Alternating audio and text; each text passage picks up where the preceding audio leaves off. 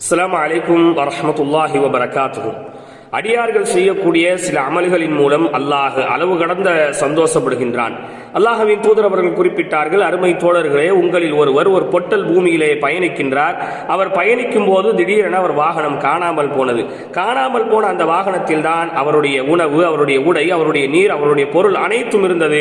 அந்த வாகனத்தை தேடி அலைந்து திரிந்தார். அது கிடைக்கவே கிடைக்காது என்கின்ற எண்ணத்தில் அவர் ஒரு மரத்தடியில் படுத்து உறங்கினார்.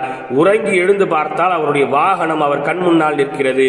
இப்போது இவர் என்ன சந்தோஷப்படுவாரோ, இதைவிட அடியார்கள் செய்யக்கூடிய சில அமல்களின் மூலம் அல்லாஹ் சந்தோஷப்படுகின்றான் என்று அல்லாஹ்வின் தூதர் அவர்கள் சொன்னார்கள். அப்போ எந்த அமலின் மூலம் அல்லாஹ் சந்தோஷப்படுகின்றான்? நாயகம் ஸல்லல்லாஹு அலைஹி வஸல்லம் அவர்கள் சொன்னார்கள், மனிதன் அல்லாஹ்விடத்திலே செய்யக்கூடிய தௌபாவின் மூலம் அஷத்து ஃபர்ஹன், அல்லாஹ் அளவு கடந்த சந்தோஷப்படுகின்றான் என்று அல்லாஹ்வின் தூதர் அவர்கள் குறிப்பிட்டார்கள்.